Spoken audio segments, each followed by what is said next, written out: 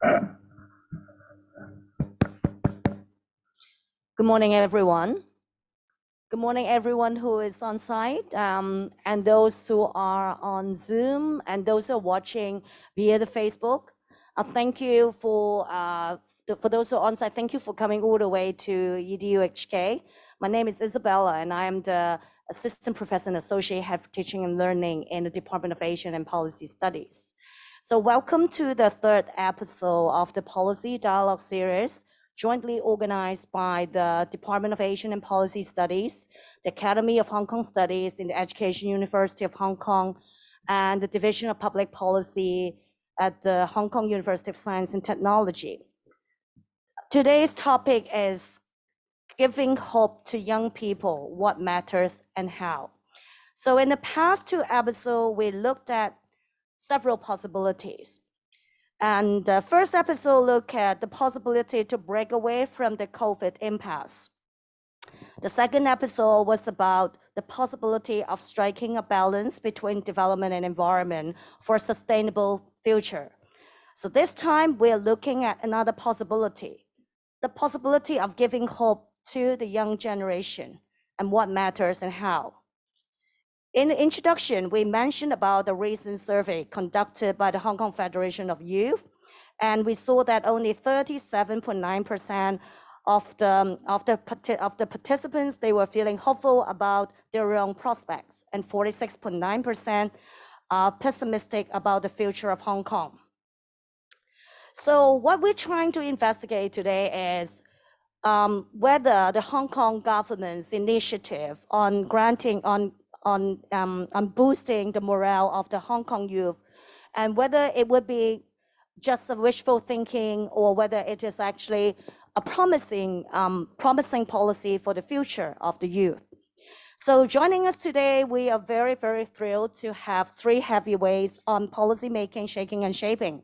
So we have Mr. Brian Wong, who is a Rhodes Scholar and DPhil candidate of politics in the University of Oxford. And he is the founding editor-in-chief of the Oxford Political Review and a regular columnist in Time, South China Morning Post, and The Diplomat. And then, of course, we have Professor Tyler Lui, and who is the director of the Academy of Hong Kong Studies and the chair professor of Hong Kong Studies in the Education University of Hong Kong. And he is also the former vice president of research and development in our university. And needless to say, we have Professor Anthony Cheung, who is the adjunct research chair professor of public management in the EDU-HK, and also the adjunct professor in the Hong Kong University of Science and Technology. He's the former secretary of transport and housing, and also our former president. So what we're going to do today is we're going to have 20 minutes for each speaker to present their ideas, and followed by Q&A. And for those who are interested in giving their comments, questions, for those who are on site, you are very welcome to raise a hand and let us know what your thoughts or your questions. For those who are on Zoom, please write on the chat box, right, Johnny? Write on the chat box, and so that we can collect your questions and comments. And for those who are watching on Facebook, please PM us or leave your comments on the comment columns. So without further delay, we would like to invite Professor Anthony Cheung to start, please. Anthony, please. Thank you. Thank you, Isabella, for the kind introduction. The topic of today's discussion is giving hope to young people. Now, this is the theme of the current SAR government. And most recently, just last month, the government has promulgated a youth development blueprint in which over 160 initiatives were launched. So given the current emphasis on young people, so I'll try to understand what are we trying to deal with this very significant theme in mind. Let me speak to the PowerPoint.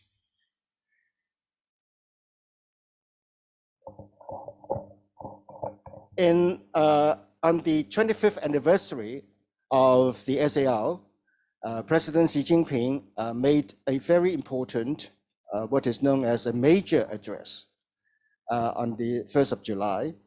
And among the issues he talked about is to give hope for the younger generation.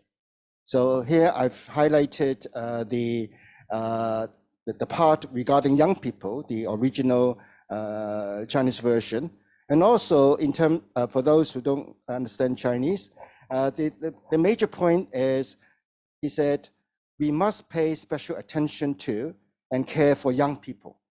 Hong Kong will prosper only when its young people thrive. And ever since July, this target or this theme has become a focus of the current administration. The blueprint promulgated at the end of December last year is about how to give young people hope and how to define the focus of youth work for the current government.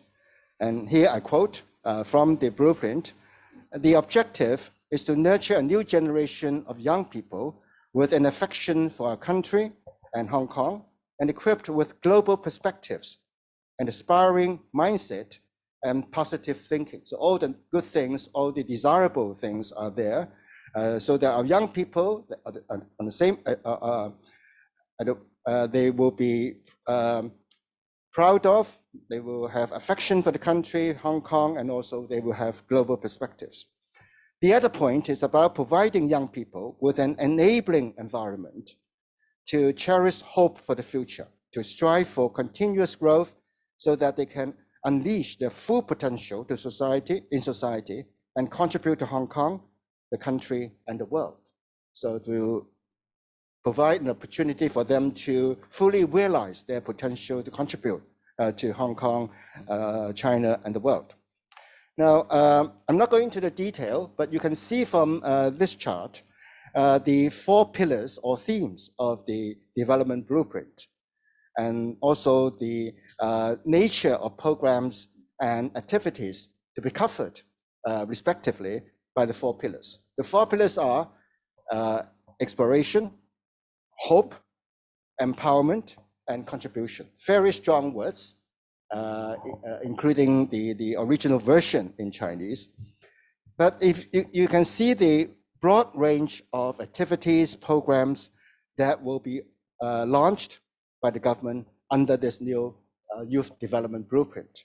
And by the way, the government has also designated one of the deputy secretaries for Home and Youth Affairs, who is in charge of youth affairs, to be the youth commissioner.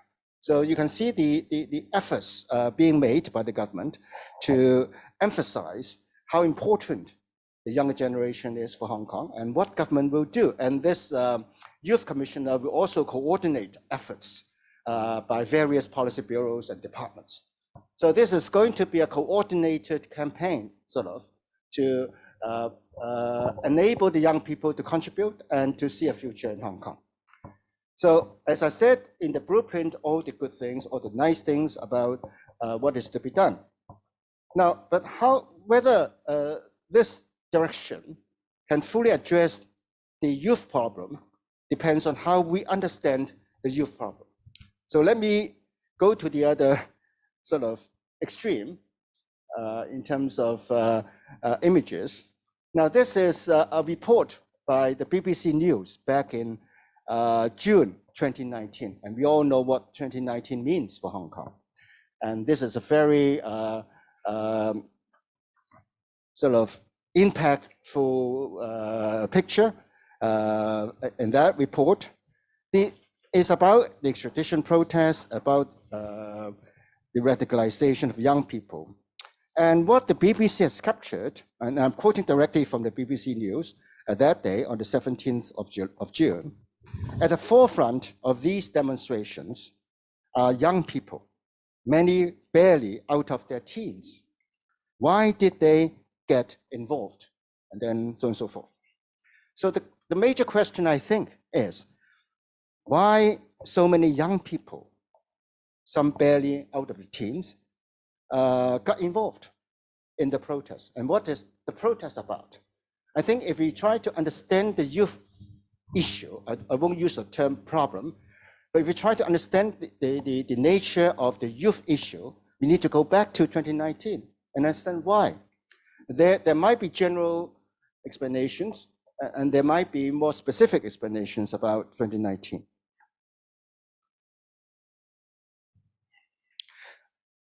If we look deeper into the theory of young people, I would use the term the 3D generation to capture the key issues. 3D representing dispossessed, disenfranchisement, and disillusion. Young people feel they are dispossessed. They're discontent about the status quo. They feel that they have better education and yet they have less opportunity or less mobility. They have this sense of insecurity about their present situation, housing affordability, social mobility, and the less sense of insecurity about the future. Their resentment, therefore, towards the political environment, the political regime, if you like, the growing sense of alienation, anti-establishment, anti-repression in the way they put it. So in other words, they're so unhappy about the present situation as they see it, and they blame all these problems, issues on the system in very broad terms for all these problems. And they blame, therefore, the root of the system. They blame the basic law, they blame the one country, two systems arrangement. Some even say that ask why their predecessors, their parent generation or their grandparents have accepted one country, two systems. And there is this sense of loss of identity. Identity politics is nothing new, it's everywhere around the world. But in the unique situation of Hong Kong, it has to do with one country, two systems. How you identify yourselves in Hong Kong that is within China, and how do you see it, the future, the present situation, the future of China, so on and so forth. And from the sentiments expressed in 2019, there seems to be a loss of confidence in the city. And I can also see a rather contradictory coexistence of idealism and fatalism underneath those sentiments. On the one hand, those protesters, young people, they have great passion for Hong Kong. They want to achieve grand things, they have grand schemes. But on the other hand, you can sense this feeling of being impotent, fatalism, that nothing could be done. I mean, this two extremes coexisted at the same time in 2019. So that is something we need to look deeper into and to find out why before we are able to really address the real problem. So are we in a youth crisis? Now, of course, I don't want to give the impression that our young people are the problem. So I try to be more detached, but we must focus on what they did, what they're doing, and what they've been thinking. But many observers perhaps might agree that many of our younger generation are not optimistic about the future. Now, Isabella just then cited the result of a survey done by the youth think tank I.D.E.A.S of the Hong Kong Federation of Youth Groups. And according to that survey, actually a majority, they don't feel optimistic about Hong Kong, the future of Hong Kong. Although maybe quite a significant portion feel they are more optimistic about their own personal future. So again, rather contradictory kind of finding. Now, why did young people rebel? Rebel might be a strong word, but I'm using it in a more generic sense. They're not happy, they want to make change, they want to overturn something to do with the existing arrangement. Why did they rebel in 2019? According to police figures, 40% of those arrested for unrest in that year were students, young people. And nearly 20% were under the age of 18. Now that's quite alarming figure. Why were they radicalized and becoming extreme, even accepting violence at that time?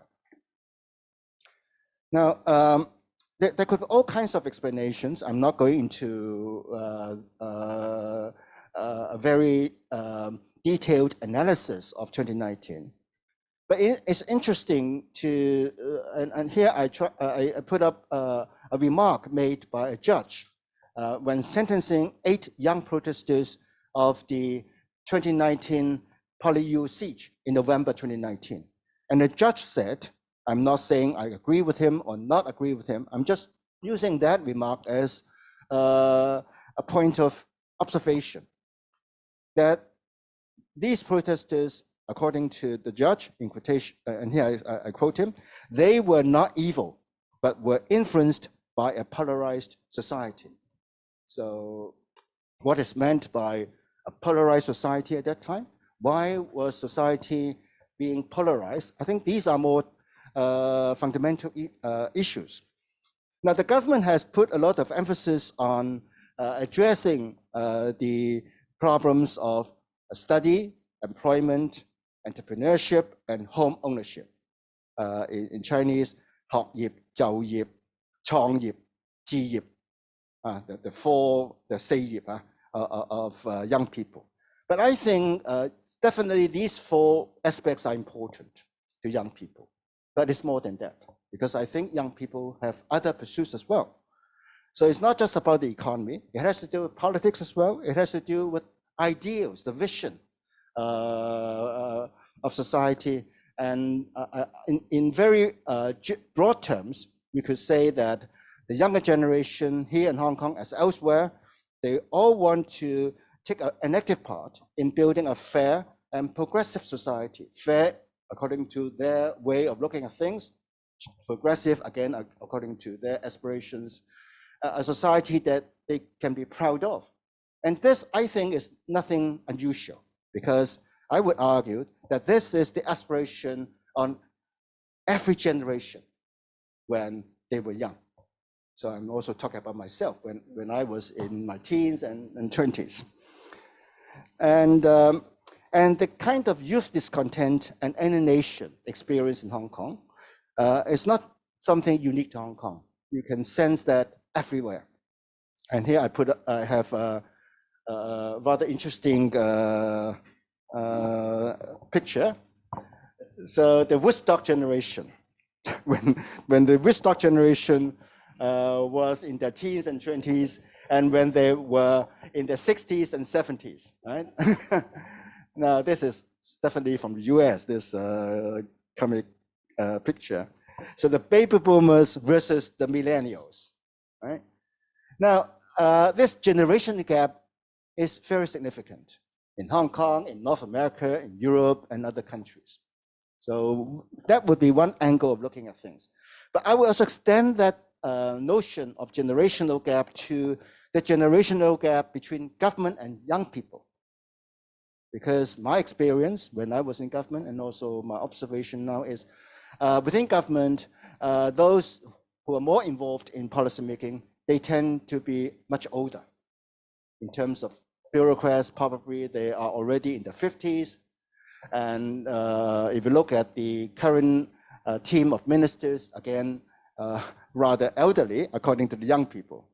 Because for young people, anyone beyond 30, beyond 40, they're so old. And there was this saying that don't trust anyone beyond 30 during the Woodstock generation. So the gap affects how people understand things. Now, again, another rather thought-provoking slide. Who stole our future? The question being asked by the younger generation. So here I've highlighted 2 books. One with the title, The Theft of a Decade. The other with the title, Stop Mugging Grandma. Okay, so those who are interested, you can look, you can read the 2 books. But again, this feeling of being, having their future stolen by the parents, grandparent generation is not unique. So here I cited the title of an article published in Marxism Today in the UK in November 1918. The title was Youth in the 80s, a Dispossessed Generation. So we are talking about recurring themes, although the context, of course, is different. And the context varies across generations and also across systems, societies. So in the case of Hong Kong, perhaps we can understand more specifically what is being at stake. If you look around the world, the sense of being alienated seems to be triggered by the sense of fear, the fear of the unknown, fear of the other, fear of the future, particularly for young people. And in Sigmund Bauman's book, Globalization, the Human Consequences, he argues about the more adverse economic, social, and cultural consequences of globalization and the entanglement with national, regional, and local contexts. And the term he used, Unsicherheit in German, this complex combination of uncertainty, insecurity, and lack of safety. So the same or similar notion could be applied to understanding the situation in Hong Kong. Now, the study conducted by the youth think tank of the Hong Kong Federation of Youth Groups, you can look up the website and you can see the details. So I'm not going to talk about the details here, but it's important to note that I'm referring to 2.1 and 2.2 on this slide. According to 2.1, 37.9% of the youth respondents, they feel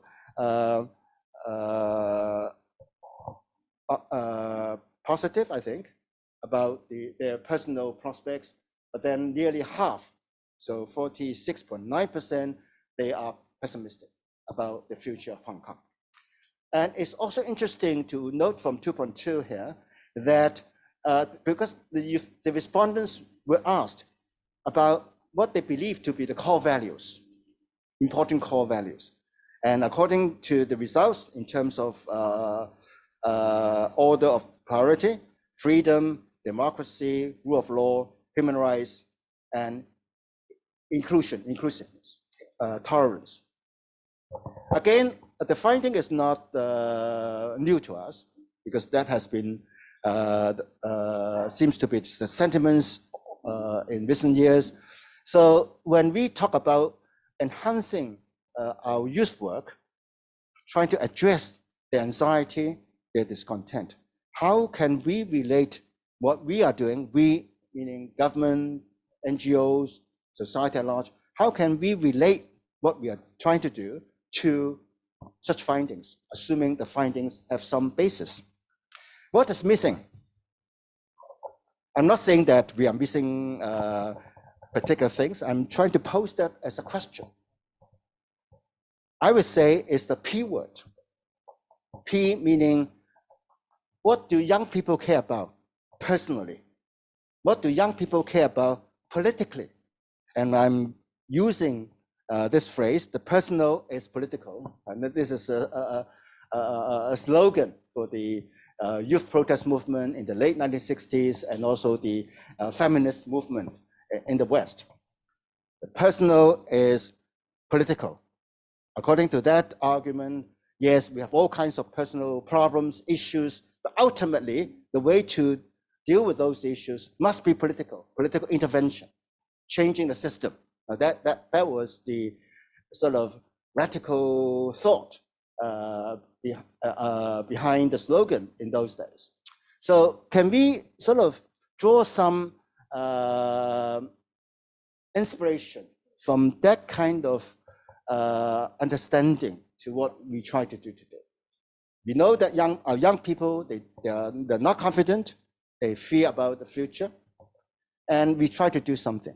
And in trying to do something, I would like to use Herzberg's two-factor theory to help us diagnose or help us understand what kind of initiatives we should launch.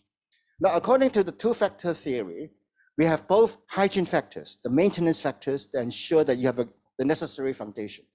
But in order to motivate achievement, you need motivating factors, which are different from hygiene factors.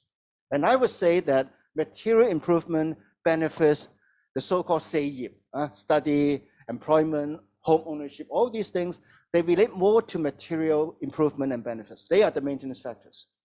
They provide the green pastures, if you like. But we have to provide motivating factors for our young people. They need a sense of self-worth and self-realization. So contributing to society is not just expressing their views. They need to take part. They want to be part of the process to foster a fair society and to have a stake in it. And this is, if you look at the government document, well, you can sense, well, this is in the document in some way. Are we able to really achieve that? And would the young people really appreciate what is being done? So we have to remove what they fear and to enhance their sense of ownership. And given that the core values that they pursue are freedom, democracy, rule of law, and all that, are these core values still defining features of our city? So to sum up my presentation at this point, we have to re-engage the younger generation. And it's not just to enable them, helping them to find hope and future. I think we have to really consider and accept that they are the future. So how we enable the younger generation to grow, the opportunity to be provided, will shape their future, and their future will be Hong Kong's future. Or if we look at it more widely, the nation's future is part of China. So who am I? The question of who am I? The past shaped what young people feel who they are today, but what kind of future can we provide? And that will shape also how they feel today. China, the world, what they expect from China, what they expect from the world. So it's not just, so we need to understand what they feel about the nation, what they feel about the world. So it's more multidimensional. One country, two systems obviously is something has to be addressed. And we need to enable them to see that Hong Kong will continue to be a city with distinctness, a city that they will be proud of. We have to address the 3D question. We have to address core values, that the core values are still important to the sense of citizenship, at least in Hong Kong. And they can also see a political future for Hong Kong, not just the economic future, but also a political future for Hong Kong. And political future doesn't mean just elections and political institutions, the wider sense of the P word. But certainly the prospect of democracy should be there. So I will stop here. I hope that I've provided some angles that can enable us to discuss further later. Thank you very much.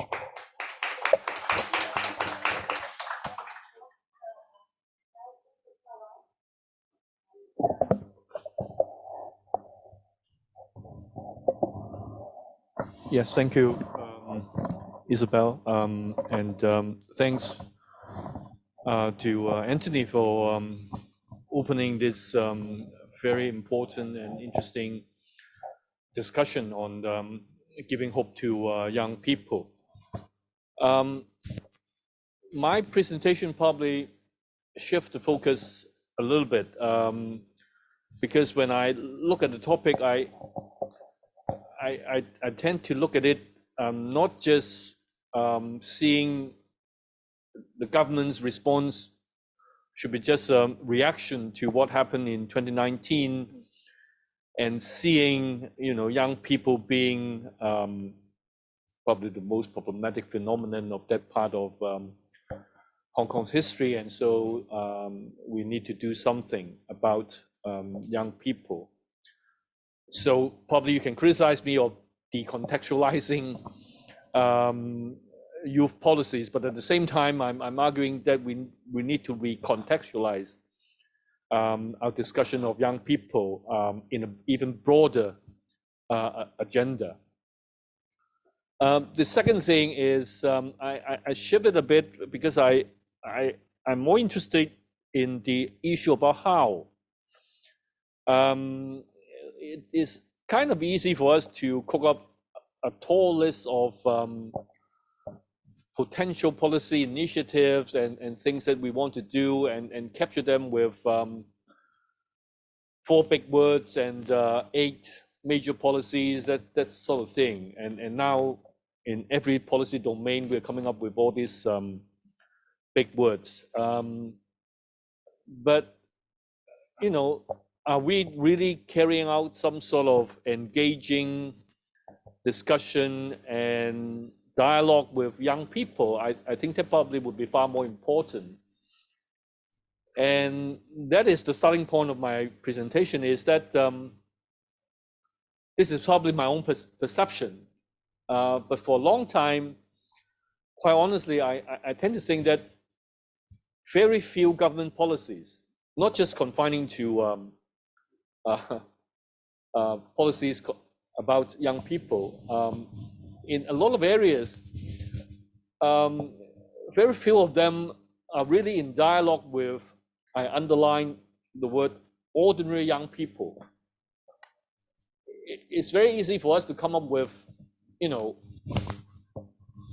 a big map saying the future generation should be, should have global perspective. You should reach out to Greater Bay Area, Belt and Road, and if you allow me to amend it as well, I would say Greater Bay Area, Belt and Road, and the rest of the world. I mean, for young people, why should you just focus in one place or 2 places? You should go anywhere. At the same time, you'll probably say something like, okay, then you'll become entrepreneurial, you would be self-motivating, a tall list of all these attributes. But when they add up, I don't think that this is the profile of an ordinary guy that I would meet in the street. Of course, you would say that how come you can tolerate this kind of people? You should turn all these people into future elites and so on. We'll come back to that later on. But the first point I want to make is most of the time that we pay very little attention to the concerns of ordinary people, especially ordinary young people. Of course, I have encountered friends that would talk back to me and say that no. Definitely, the government is well conscious of diversities. We are well aware of ethnicity. We are well aware of gender differences, age differences, social class backgrounds, all sorts of things. So this is the reason why that diversity is now being introduced into a lot of discussions and so on. But my impression is that very rarely have we really taken up diversity and to really embed it, diversities into policy initiatives and proposals. So when we say giving hope, I would like to change the way that we look at it and to change the agenda. Instead of giving hope in a singular expression, I would say that it has to be plural. I mean, hopes for you may be very different from the hope of mine, or what constitutes a hope for people of my generation, of my education background, may be very different from even a university graduate nowadays. And we do need to allow for people to pursue hopes, different kinds of hopes, along different pathways. You know, we're just providing them with facilitators and facilitating conditions so that they can make it and do it. The reason why I underline the plural form of hopes is because quite often, again, going back to policy initiatives, a lot of time I get the impression is that, you know, all these proposals are really talking to the top 25%. I'm not necessarily talking about, you know, the people who have the highest scores in DSE or in terms of university degree, but in terms of their overall profile. Basically, you're talking to the top tier. And only those people probably would make sense of the proposal and think that, you know, all these initiatives in front of them would be something realizable and meaningful. Whereas for other people, as I would show in other examples in the following discussion, it probably is something not even reachable. So this is something that we would need to be aware of when we think about, we now want to talk to young people. They will ask you, are you really talking to me? And I don't think that there's an easy answer to the question that I just raised. Because in the past, I think 5, 6, 10 years, a lot of time when we talk about young people, education, employment, and that sort of thing, then nowadays a lot of people will come up with the counter proposal and saying, okay, yeah, we shouldn't push young people just along the pathway of getting a university degree. So why not reviving vocational training? Why not, you know, we allow them to pick up skills, and as a result that, you know, they don't need to do too much grammar-like courses and look forward to university campus as their future. Of course, this sort of response is, I would say, positive, and it's further developed into the notion of having multiple pathways, which definitely is important and is, you know, beneficial to young people. But having said that, a lot of time in Hong Kong, we have to recognize and to admit that this society is not a society ready to pay people taking up skillful but manual work. Say, for example, maintaining elevators. Well, it's not the lowest pay in the world, but at the same time, the pay package is not very attractive. In Hong Kong nowadays, we have a lot of sectors saying that, you know, the pay package, the whole rewarding system is not conducive to recruit young people into that industry, into this kind of job. And most of the time, people just make that statement, finish the sentence, and move on, without going back and think, then how come? If we think that job actually is quite important, shouldn't we revise the pay package in order to attract young people?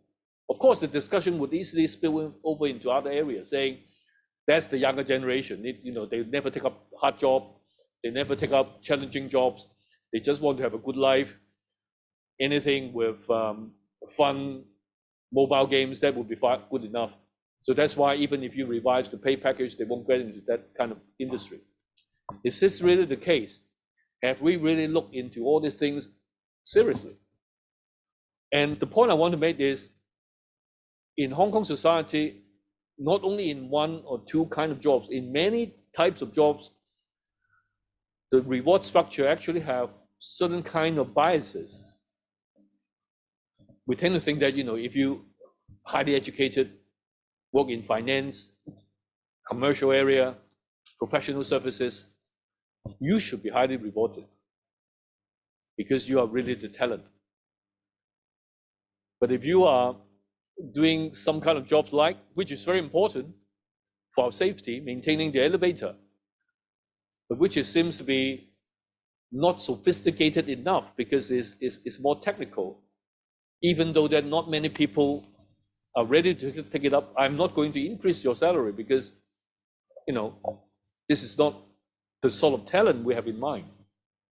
I do think that, this is one big problem in our mindset and our thinking, and also the overall arrangement of an environment that would be friendly and conducive to young people. So as a result, in Hong Kong, we end up with a very interesting situation that both young people and their parents, I would think sometimes irrationally, because for some unknown reason, we love university degrees. For me, it's good news, of course. I receive my salary because of university education or providing university education. But on the other side of it is the way that, this is the only meaningful, future-oriented pathway for human development. I would, have a question mark.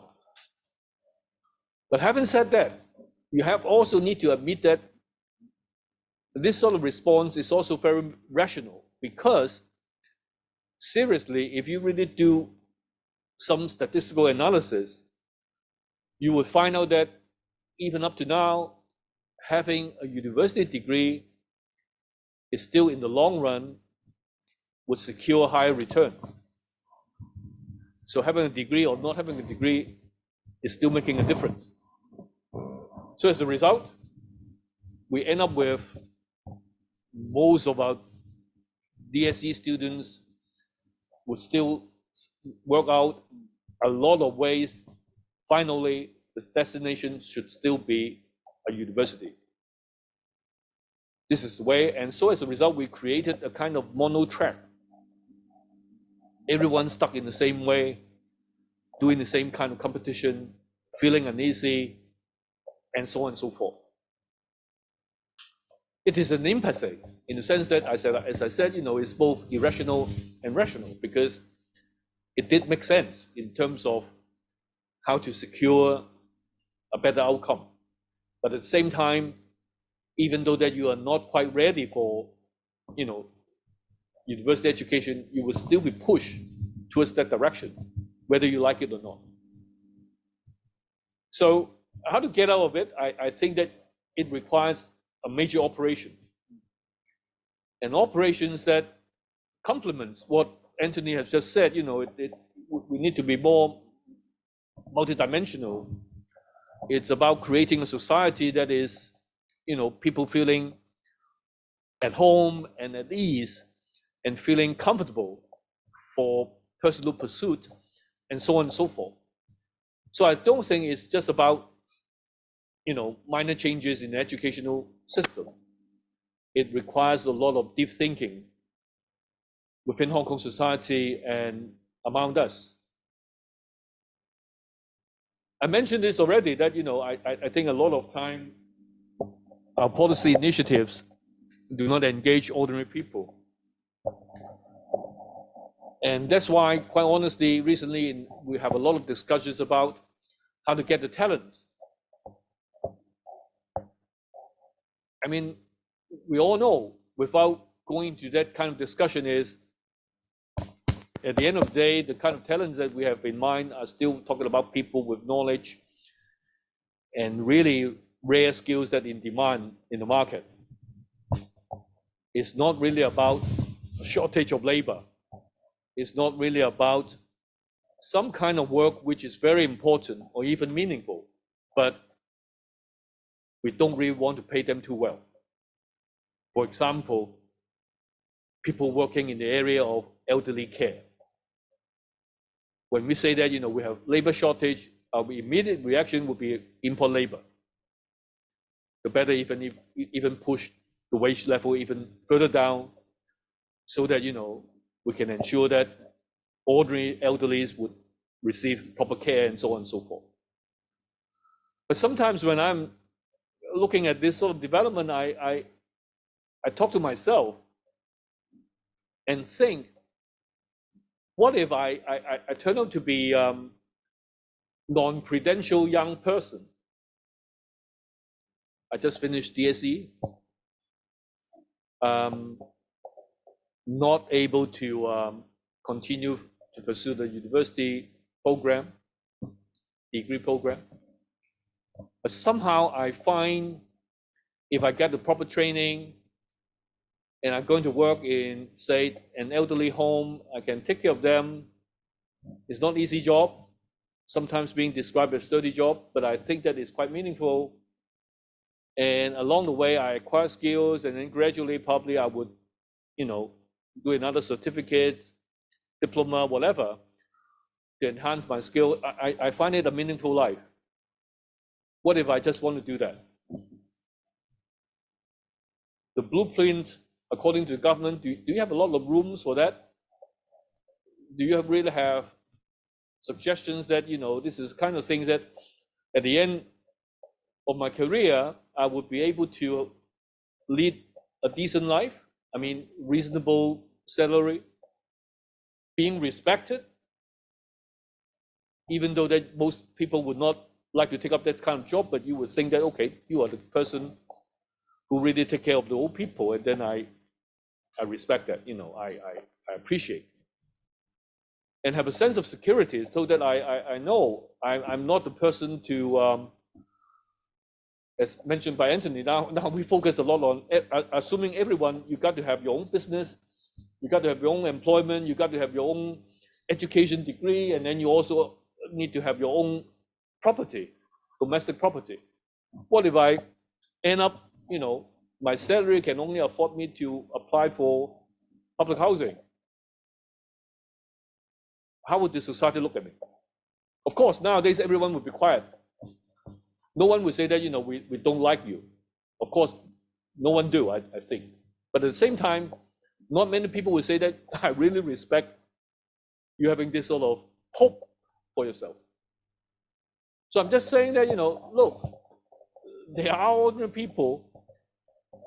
There are also ordinary people who can be heroes in this society. I mean, when you have a crisis, then you think, okay, people taking care of elderly, taking care of kids, continue to work in kindergarten, these are important people. But are you able to attract people, young people, to work in those areas, to take up the job and take it as their own mission? When we talk about mission, when we talk about life goals, we rarely touch on those ordinary aspects of people's hope. So quite honestly, I do think that, we need a lot of deep thinking about the institutional arrangements of this society. I think Anthony has opened up a broad agenda, because it's not just about whether you have your own business, get your own home, and so on. It's also about freedom of expression, the sort of life that you find comfortable, whether you find, this sort of expected values and morals that you find in Hong Kong. But I would like to push it even further, that, I do think that we need to have a broader, deeper thinking about the institutional arrangement of a society, so that we have to admit, you like it or not the entire population would be the top 25% of the world. Of course, you can say, no, this is probably the Hong Kong vision, because Hong Kong is a global city. If you're not able to work in the top 25 income bracket, sorry about that. That's the end of it. You've got to find somewhere else. You retire somewhere else, because you won't afford to stay in this place. That's another possible vision.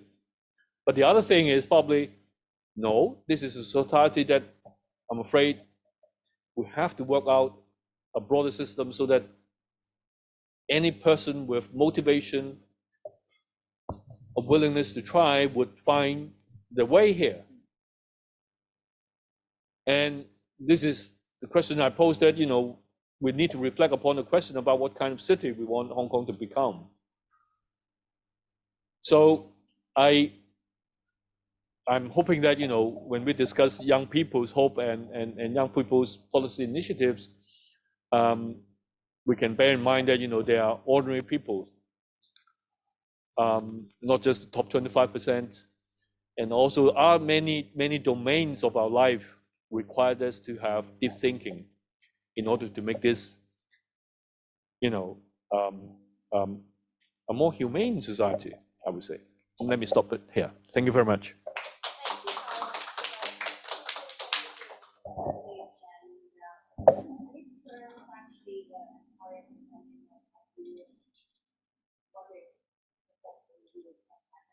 Hoping that if anybody from the government is watching this, I think we should really have this look about what exactly a society is and how caring from the government will be, you know, or can be. And so over to you, Brian. Thank you very much. Just checking. Agency. If there's one word, in my opinion, that summarizes the problems that Hong Kong has confronted and that the youth in Hong Kong are enmeshed with, are confronted by the dearth of or the lack of access to, it's agency. Agency not just in the form of the right to vote, the right to change political structures and systems, or the right to entitlement to jobs and career pathways, but a fundamental sense of respect, of being heard, of being taken seriously as individual agents whose voices matter. That's not available in the status quo, and it hasn't been for so many years in the past and at present. And let me just start by saying that the past few years haven't been easy on Hong Kong, and especially Hong Kong's youth. I most certainly agree with both professors in noting that there's a crisis affecting our youth today, but there's often this temptation to attribute this to the youth. We say the youth are responsible, they are ignorant, they are foolish, and therefore they deserve X, Y, and Z. This kind of mindset has very conveniently shaped this deflection culture, where those in positions of privilege and power would say, well, the youth have to learn. Too bad, right? They have to deal with it. And yet in so doing, we neglect our complicity in ossified structures and systems that perpetrate inequalities, that perpetrate disenfranchisement, and that exclude as opposed to include. The structural problems that Hong Kong is confronting today are numerous, whether it be a dearth of industrial diversification, gross socioeconomic inequalities, and deep uncertainty over our political future as a city, that despite our closer integration with the mainland on a nominal and de jure sense, the actual sense of proximity and closeness with the mainland has not increased over the past decade. There remains a deeply, deeply rooted sense of skepticism, of wariness of the mainland, even though it is our country and we are a part of China. But there are also incidental problems, whether it be the 19 protests that culminated from all of these systemic structures, or indeed the pandemic and the measures that have been kicked into place and taken effect since then.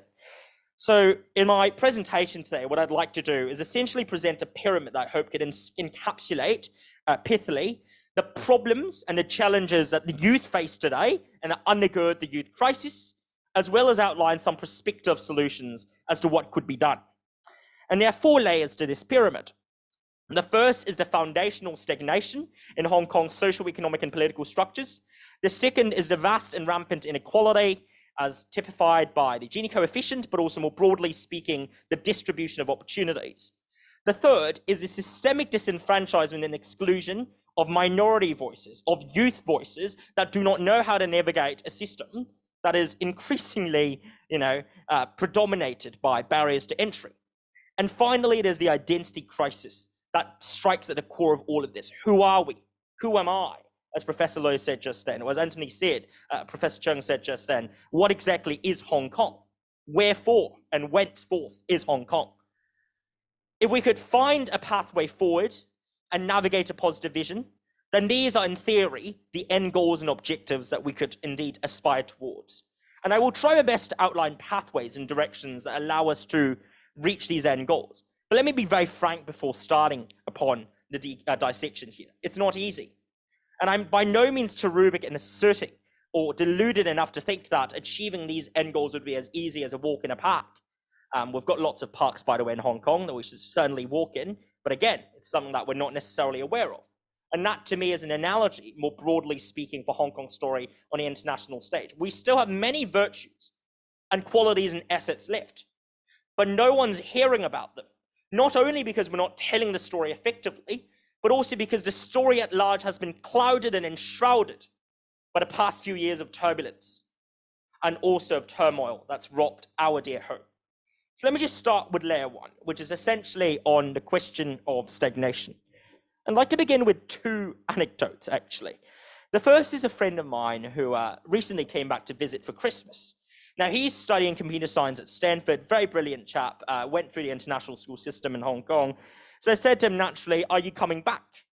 And he gave me a pretty interesting answer. He said, well, Brian, look, I really like Hong Kong. I love this city to death, but can't find a job here. I say, oh, surely you're a computer science major. You can find a job here. We're in need of tech talents, experts, innovation, all of that.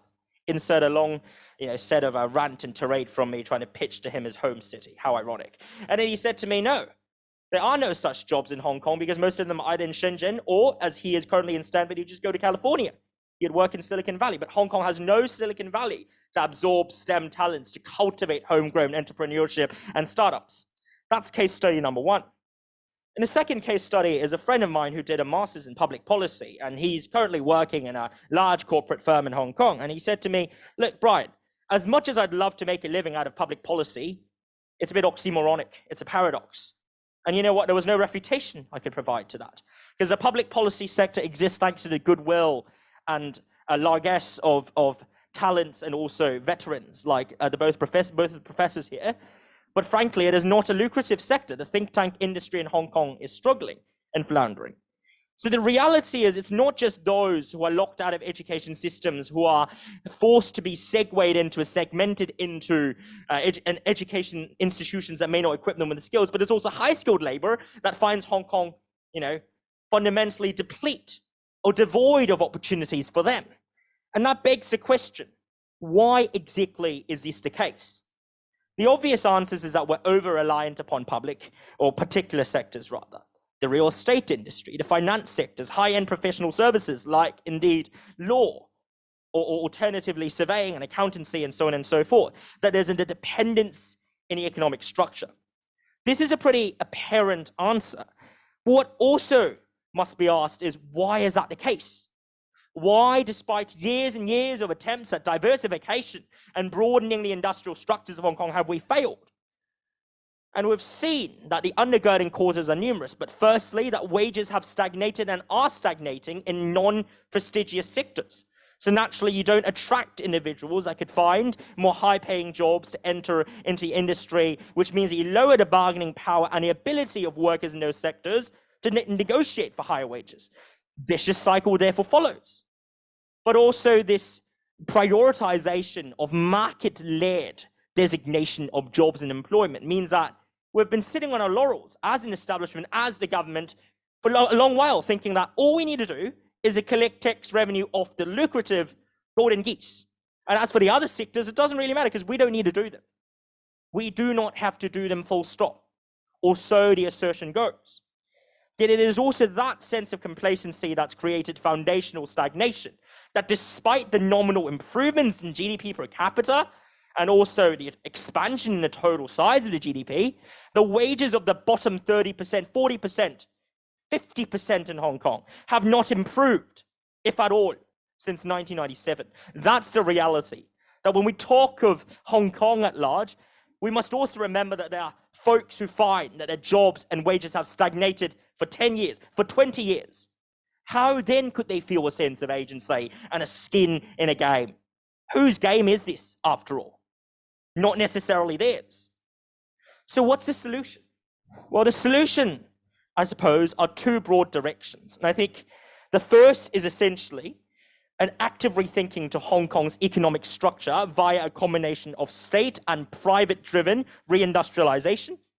a pivoting in our industrial openings and offerings, and also fundamentally a mindset shift. To professionalize blue-collar work is something that sounds ideal in theory, but to do that, you need to engage in a paradigmatic shift, the kind of shift that took place in Germany in the aftermath of World War II, the kind of shifts that are currently being undergone in Scandinavian countries, where occupationally speaking, there's a form of bare egalitarianism at the very least, that we do not look down upon factory workers because they're guilds, because there are professionalization and qualification schemes for workers in those factories as well, because there are attempts to introduce a degree of parity between blue collar and white collar jobs. I completely agree with Professor Lowe just then when he said that, we can't just talk about education, we've got to look at the economic structures at large. But what underpins that is a very Weberian notion of a culture of discrimination, of an ethos that attempts to differentiate and signal difference and reinforce difference to the exclusion of those who cannot access that particular distinguishing feature. We've got to change that mindset, got to change that economic structure before we think about direction 2, which is indeed equipping our youth with the skills and knowledge to hustle, to slash, to straddle, to change industries. At an age of mechanization, of automation, it is no longer sufficient to be skillful and trained in one particular profession. It is instead a dexterity and ability to move horizontally between jobs, to maintain a multitude of jobs and occupational pathways, in my opinion, that can generate not just income and revenue for the youth, but also a degree of autonomy and flexibility. Now, cynics would call this essentially the casualization of work.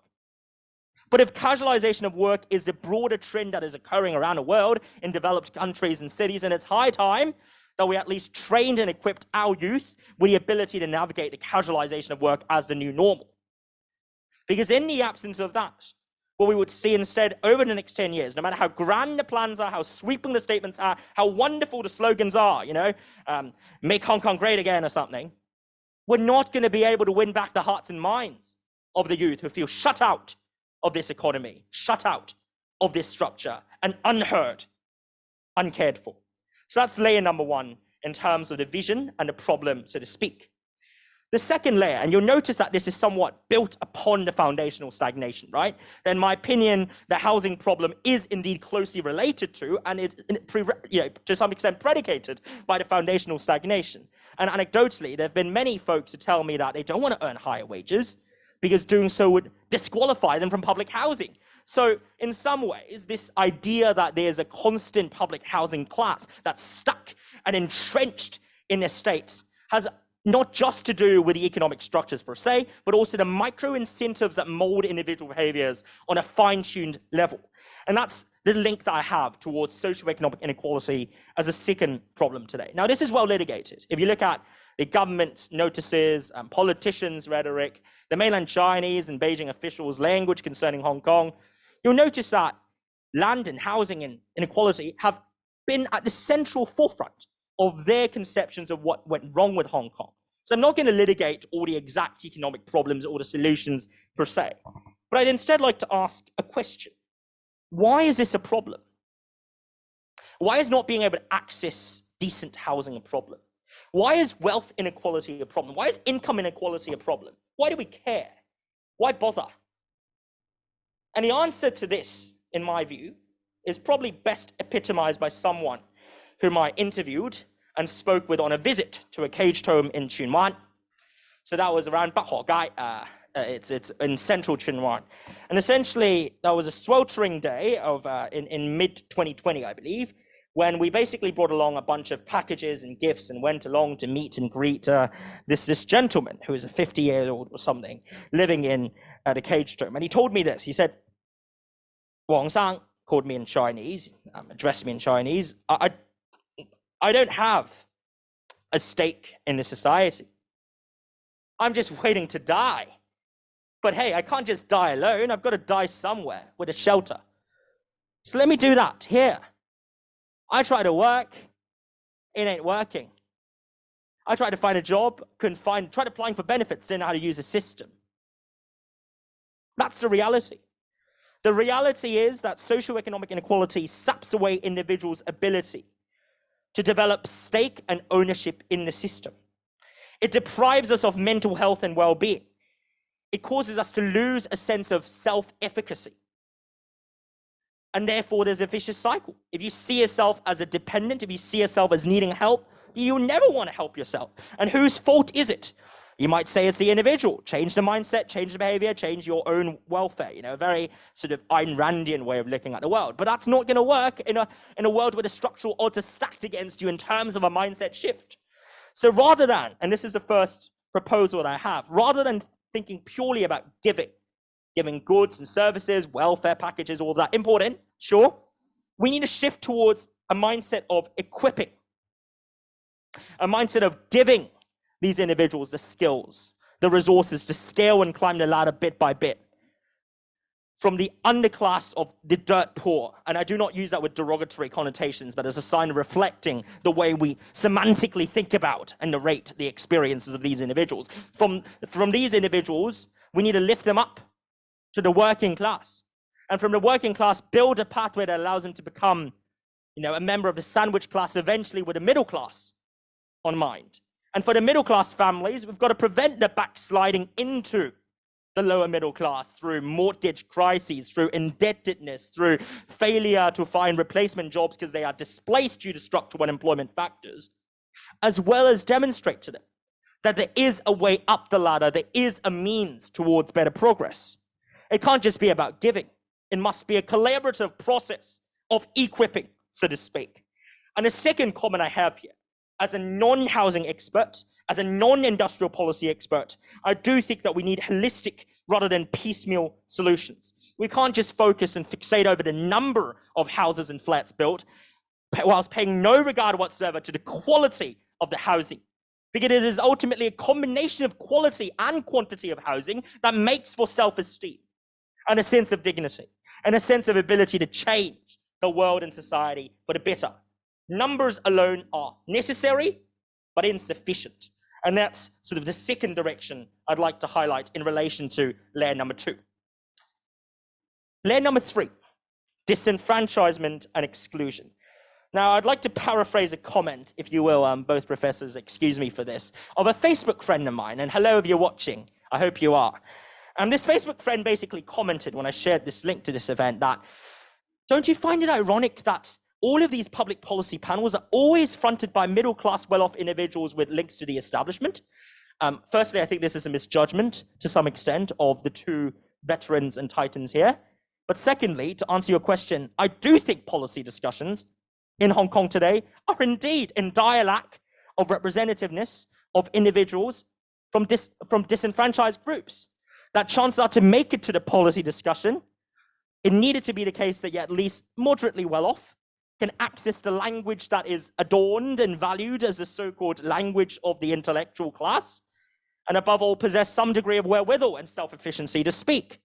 And that's why most public policy discussions in Hong Kong, especially today, are indeed dominated, unfortunately, by members of the elite. This is exactly the point that Professor Lowe was making just then. And more than that, actually, the barriers to entry now, these days, are beyond just class-based. Understandably, from Beijing's perspective, it is concerned and quite concerned about what it takes to be, in 2019, an attempt at seizing power, at thwarting political control, at upsurging and upstaging, you know, its sovereignty over Hong Kong. And let me be very clear, I do agree that Hong Kong is a Chinese city. But on the flip side, what we've seen happen on a very grassroots and bottom level, okay, on the front lines of politics here in Hong Kong, is an over-politicization of everything. You know, we preface every presentation with slogans, slogans. Manifesto, manifesto, manifesto. Pledges, pledges, pledges. 8 promises, 10 agreements, 29 bullet points. Hands up if you think that's interesting to you. Good, that's an honest audience. The reality is, we are not living in a society where public policy is engaging to the people, is accessible to the public, is available for understanding to those who are not politically connected or embedded within establishment structures. And you know what the tragedy of all of this is? That I firmly believe that it is in China's interest and Hong Kong's interest for politics to be more inclusive, emancipatory, encompassing. That is why, for a very long while, the Chinese government works very hard at engaging the civil society and working with the civil society by incorporating it into the government, the fold of the government. That's what happens in the mainland, you know? It's a very complex system of cooptation, negotiation, village and grassroots democratization paired with consultative and deliberative reasoning that marks the way governance works in the mid-tiers and also the grassroots tiers of the mainland Chinese government. But we do not have the same currently in Hong Kong, because frankly, in my opinion, there's an excessive fixation upon vetting and not enough consideration over how can we diffuse tensions? How can we make people trust the government? How can accountability not just be delivered, but be seen to be delivered? And I trust that there are many good folks working in the government today still, civil servants, political appointees. There are many folks who care for Hong Kong. And I do not agree with those who seek to besmirch their integrity. But the honest truth is, the establishment is unfortunately out of touch with 90%, 95% of Hong Kong. And to fix that, we need two things. One, far more egalitarian dialogue that focuses on trust building between the establishment and the people. Not dialogue in a form of talking down at someone, not dialogue in a form of lectures at a one-way street, tokenistic questions, Q&A, but mostly just a speech, but actual dialogues behind closed doors, empathy, hearing, listening. But secondly, depoliticization, in my view, is vital and key. Now, usually in academic literature, depoliticization is looked down upon. Hannah Arendt's like, the encroachment of bureaucratic state depoliticizes the public life and public sphere. That's bad. But in my view, in Hong Kong, depoliticization may well be needed because the opposite, the counterfactual right now that we see is everything is politicized. Okay? The playground funding is politicized. Do you fund a culture and arts festival? No, that's a political question too. What do you decide to spend your budget on for New Year's Eve? That's a political question. Do you decide to rock up to this birthday party or that banquet or that meal with this particular luminary? That's a political question. Why is it so political? Because it just is. How can that sort of public policy making discursive spirit be accessible to the ordinary masses? I don't know. I really don't know. But do I think depoliticization is possible? Yes, I do. Technocratization, meritocratization in the civil service and also the government in the mainland China from the era of opening up and reform. These are transitions that have clearly been undertaken over these years. These are changes that we can see to be compatible with different political systems that may not be fully Western liberal democratic. So I do not believe that depoliticization is impossible. What I'm saying is we can bring about depoliticization by crafting spaces where professional, technically neutral and robust language and discussions and debates can be held. And that's how we solve partially the problem of political disenfranchisement and also alienation.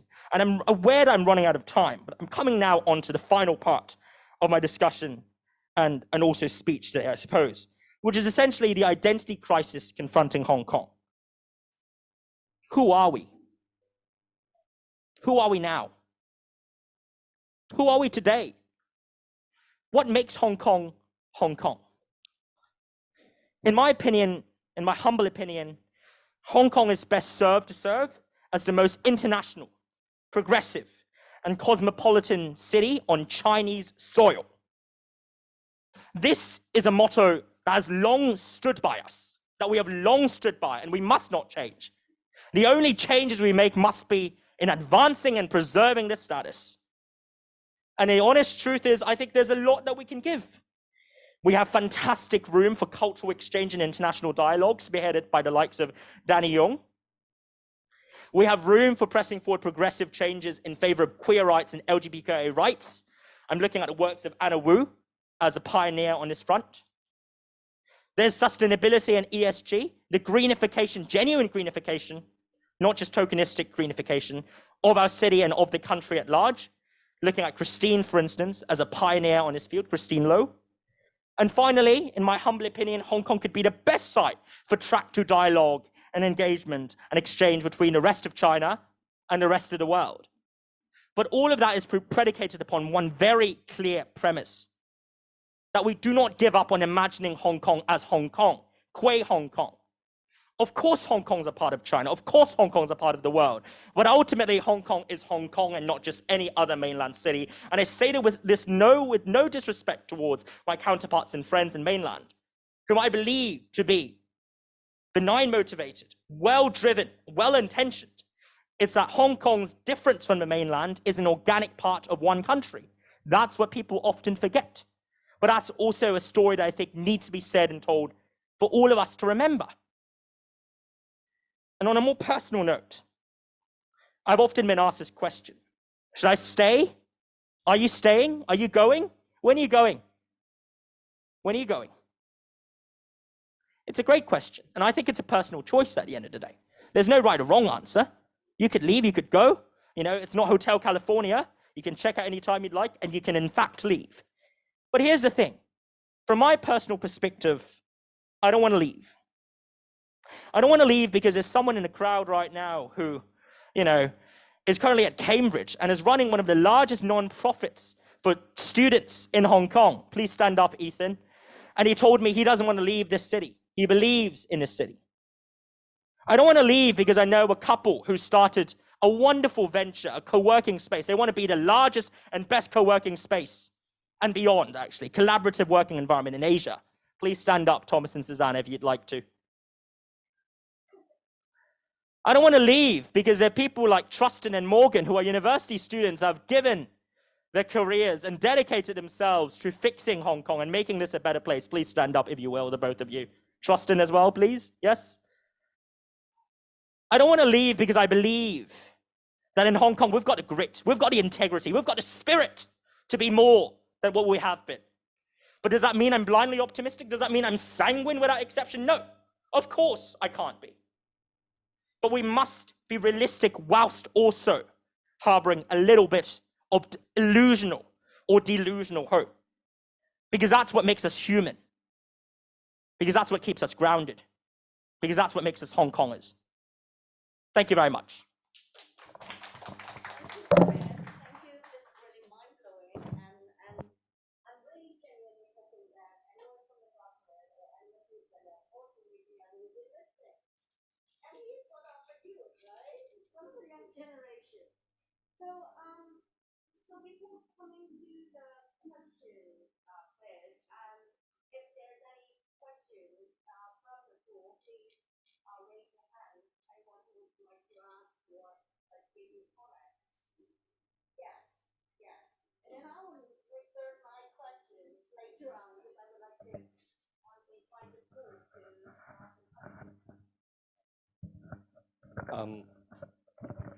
Hello, thank you so much to the three of you for your speeches. I have a I agree broadly with what you guys said about sort of this. Most youth, including myself, think the main problem with Hong Kong is that it needs systemic change. There are systemic problems that need systemic changes, and these are not happening. And there are obviously many reasons. And to me, I think one of them is that there are and again, you guys talked about incentives. Among the leadership structure, there's obviously the broader problem of a lot of them being out of touch. As Brian mentioned, a lot of them are not fundamentally in touch with the needs of the 95% of Hong Kong, especially young people. And there aren't any incentives for these leadership within, especially government, to create systemic change. If you're in a sort of democratic system, right, you have incentives because if you don't make some sort of change or if you don't address the needs of the population, you're voted out. Obviously, I don't think that's going to happen within the short to medium term in Hong Kong. So what do you guys have in terms of suggestions for incentivizing leadership, incentivizing people in politics currently in Hong Kong to address systemic problems and create systemic change when the incentives now currently are towards the opposite, towards maintaining the status quo and slowly climbing up the bureaucratic ladder and you know, 准时收工, if you will. How do you incentivize them? That's my question.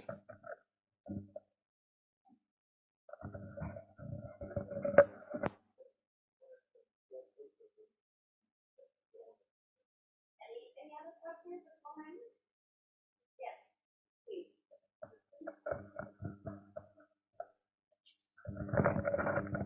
First of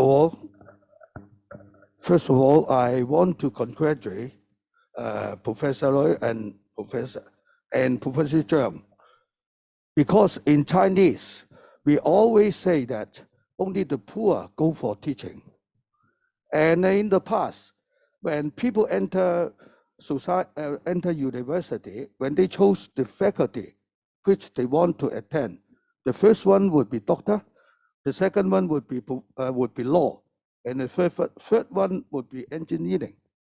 And people want to study education are far behind the list. But now, congratulations, people who want to study, first of all, is doctor, second one, also law, the first one, also engineering, but the fourth one is try to be a teacher. So why have this change of attitude and mentality? I want to tell this one, this leadership, because when Education University, under the leadership of Mr. Zhang, it turned people's mind, it changed the mentality. And of course, one most important thing is that when they graduate from the Education University, they earn more than $30,000. That is a very attractive salary. So to answer this first speaker, I can tell you influence is come from the leadership. If Hong Kong, the chief executive, have the mindset and ability, like Mr. Zhang, the retired principal here, Hong Kong will have a very, very good change. So secondly, I want to introduce myself because I want to make some comments and observations. And also, before doing that, I want to ask the two professors several questions. Everybody agree that to have a good society, in particular, the youth are the most important pillar of the society. I understand that the government of Hong Kong now has tried every means to improve the quality of the youth. You can see that there's a very important post set by the government to lead the youth, try to educate them all. But you can see this leader is a Mr. Young. This Mr. Young, I have no comment about him. But this Mr. Young is grown from a green home. He never been poor before. He never in contact of the youth because he concentrated himself to helping his father to man his salary, his business.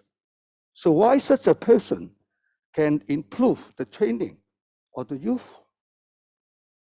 I just ask any of the professor, how this man can improve the condition or to improve the mentality of the youth? Is it both of you agree that he have the ability? Well, I personally don't know him, but I would answer your question in a way to respond to the first audience as well. I don't think we need to have someone who has been unemployed in order to address issues of unemployed workers, or we need to have someone who failed in public exams so that he or she would be able to take care of ordinary kids and so on. I don't know the person you mentioned personally, so I know nothing about the background and so on. But at the end of the day, I think that leads back to the questions that raised by the other friend, is exactly that, whether we have a system of the gathering of opinion as well as, like what you said, some sort of incentive. But in the present context, of course, it would not be a fully democratized electoral system.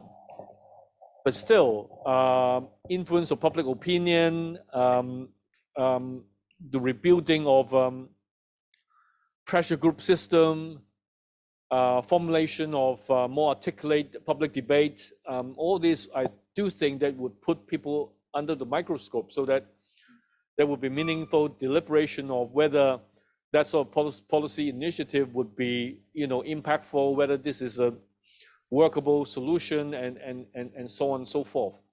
I think we have gone through 3 difficult years, but it's far too early to have the attitude of resignation, saying that that's the end of it, and so that we don't need to do anything. In fact, I would say that we need to revive public opinion. We really need to revive public debate. We really need to revive open discussions so that we may not vote out someone, but still that person would be every day would need to encounter the public and need to address issues, because at the end of the day, if the proposed policy cannot deliver, and in the entire process it's been being criticized and questions being raised, I do think that it constitutes some sort of pressure. I don't think I can answer your question about that particular person, but I just like to say that, you know, we at the end of the day, we can't expect every single administrative officers in the government to say that you need to go through all the life hardships before you become a proper minister, that kind of thing. Thank you, Professor Loy. But I don't think I would get a precise answer from you. So I don't make any question regarding to that side. And I also want to tell you that I get the key words from 3 speakers. The first one is paralyzed society. The second one is hope. And the third one is from Mr. Wong, recognition. So I use myself as an example what I see the youth problem in Hong Kong. I'm only a Form 5 student and only passed 5 subjects. In Hong Kong, I'm a Mr. Nobody. I work in a law enforcement agency for 45 years now. After retirement, I published 2 books, one with Mr. Professor Zhang, one by myself, quite popular. So I earn my living. I can have a very luxury, I can use the word luxury, retired life. I become known in the society. So because I'm Mr. Nobody, can go up like that, that is hope. Because when I grew up from the secondary school, there's a lot of opportunity in Hong Kong. The society is harmless and full of activity. And everybody, even his peddler hawker, can support his family to have a very lavish meal and good living. And a person who drives taxi can own 2 flats. So they are what we call the lam lang. They have a, if they work hard, they can have a very, very happy life. And the one who doesn't like lam lang, just like myself, join the government, and I can go up very high in the ladder. So there's a hope.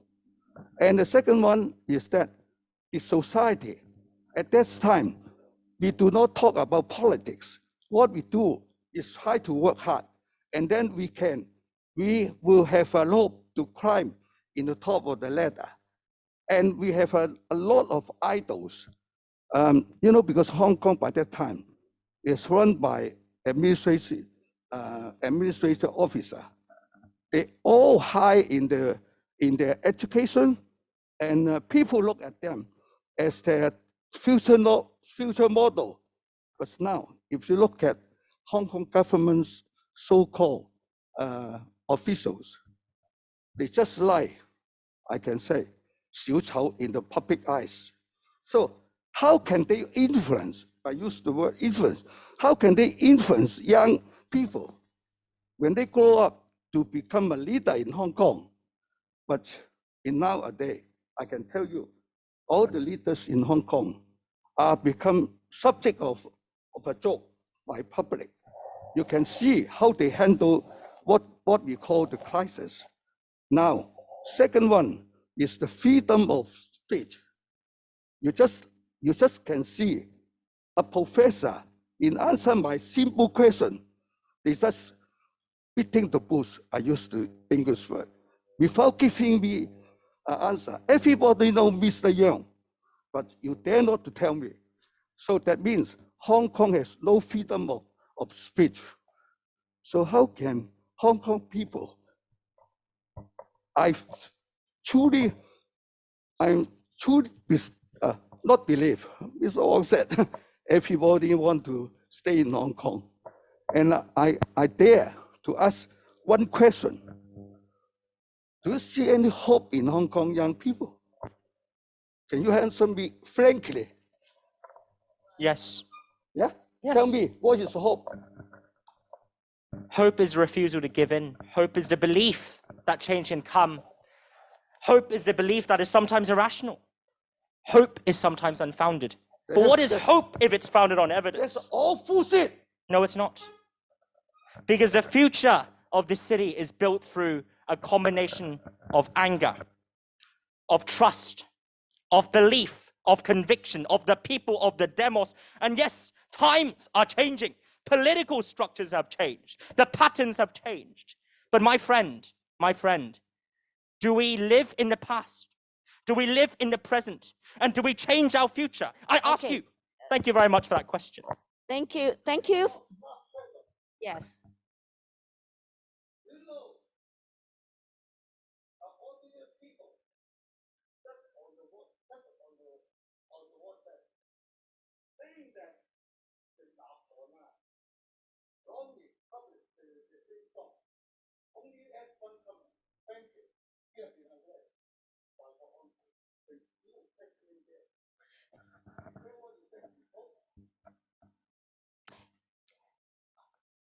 Okay, thank you. Thank you very much.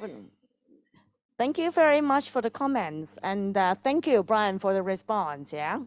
And so we go on looking at another questions from the Zoom. How to encourage the elite sacrificing partial power to make room for the innovation from youth in grassroots. So any thoughts?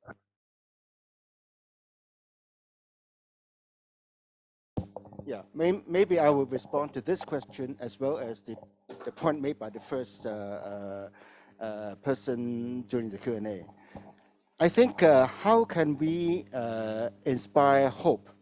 How can we sort of, now we see a lot of things that we are not happy about. I mean, whether for young people or the not so young generation. Now, if I can try to summarize the kind of problem we are facing in general, I think we are in an increasingly divisive society.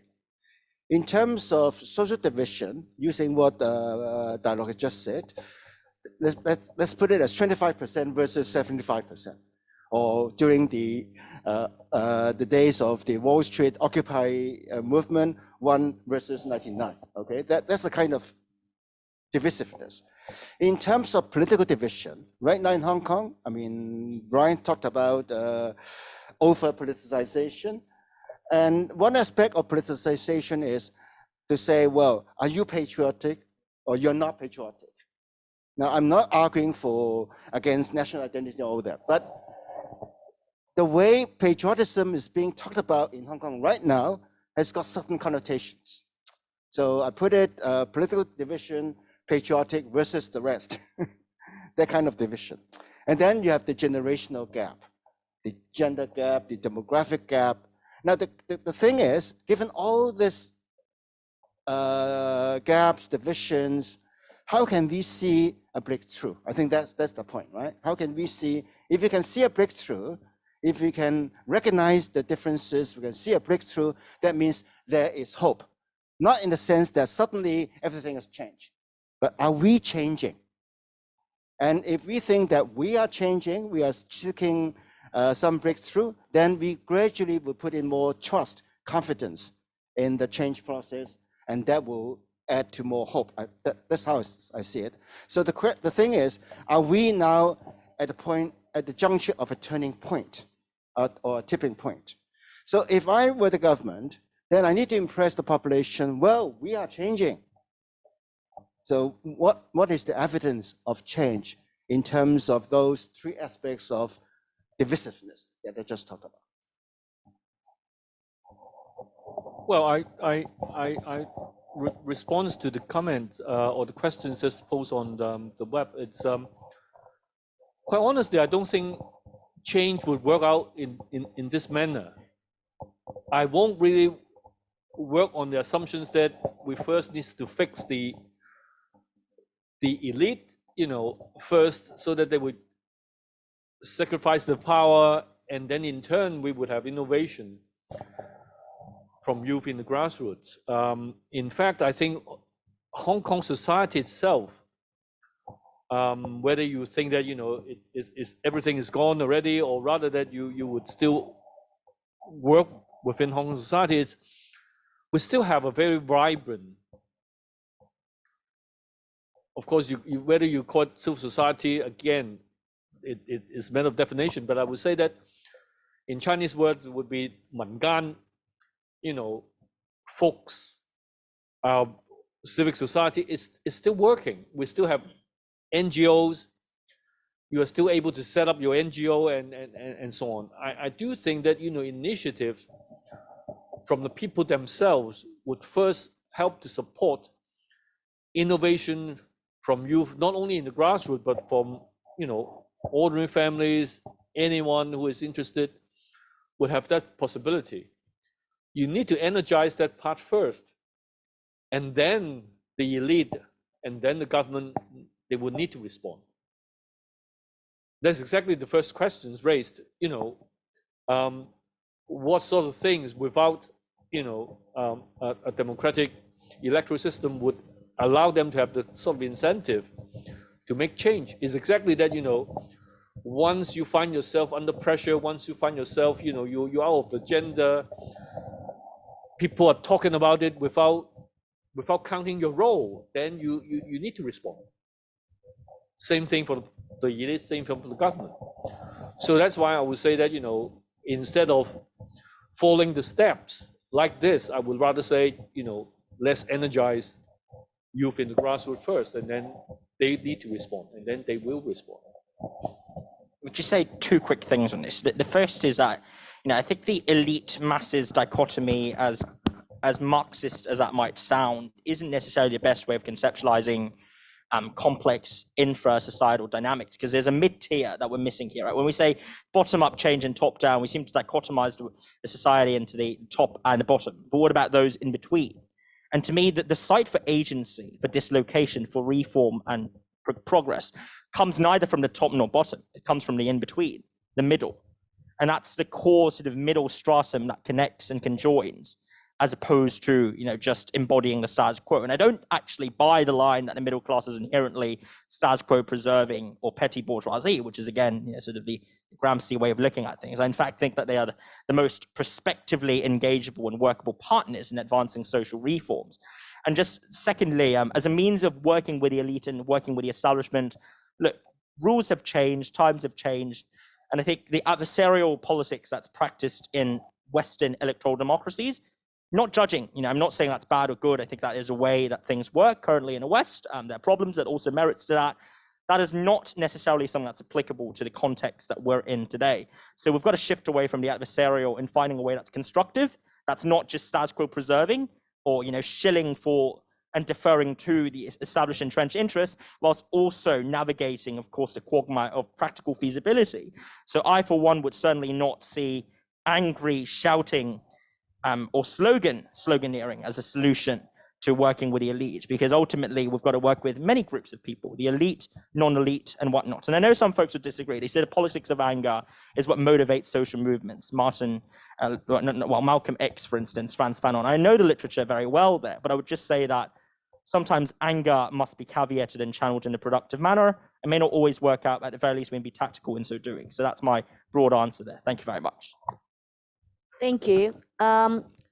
I do see hope when I see that heated discussion, to be honest, because I thought that we were talking about whether there still be inclusion of different opinions and channeling anger and then responses, and we're still keeping, to what we stand for. I think this is actually one of the signs of hope when we're talking about inclusiveness, right? So now, I actually wanted to ask that question before the floor, but I just thought, as the host, I shouldn't do this. I should allow the floor and anyone who is on Zoom to ask the questions, if there are still any. But then I was listening to all the speeches. I was really like, it's really mind blowing to me, because I passed my youth. Now I'm in the middle age, and I passed through and the golden period of 1980s. Yeah, in between. in-between person. And I share a lot of the you know, the feelings and the thoughts that I've never expressed myself in that, because I was actually grew up in the 80s and 90s when we said that Hong Kong was in the golden era, and now that our generation was blamed for not doing anything. And then when I looked at the survey, and actually we were talking about the blueprint, and I was wondering, like, has the government ever really listened to us? You know, I watched a few movies that talked about going into the person's and becoming like, look who's talking, was talking about the babies, right? They're talking and we're understanding them. And then Mel Gibson's What Women Want, and then he suddenly changed to be able to, I think I'm listening to the women, what they're talking about. And then when I looked at all these public policy research funds, and then the recent Federation Youth survey, in fact, they, you know, in the 2020, Professor Christine House and a few of us, we received a fund, and we worked on a project called Investigating Hong Kong Students' Aspiration for the Future. And that was actually funded by the Hong Kong government, by the PICO. And we actually wrote a report and expressed same thing, like 75.5% expressed concerns about maintaining core values of Hong Kong, particularly peace, harmony, and tolerance of difference. And over 80% university education is necessary to achieve the aspired occupation and future, similar to what Tai Lok and the rest of you's observation, thinking that education, university education is the road to success, right? And then they also talk about they want creative education and art, and then they use the word suffocating to comment on the current education system. And then when I looked at the Federation of Youth survey result, they talk about the kind of vision of good governance, having freedom, democracy, rule of law, human rights, and inclusion. Now, and then I look at the blueprint, to be honest, it doesn't really address any of these reports which have been funded by government or funded by some other foundations or NGOs. So I mean, it comes to my mind, like, how much does the government care about voices? How much do they really care? Or are they just doing or crafting this policy for the sake of having the stakeholders as the Chinese government? Or are they really listening to what you guys are talking about, or even the survey, or you know, like other, you know, or personal people's opinion, or even when we talk about the youth in the grassroots, about do they really care about them, or are they just doing their homework to please the government, the Chinese government? So I wonder how much will they engage, or do they engage in this kind of discussion? So if that's the case, what's the point of, you know, like, discussing? Basically, that's my thought.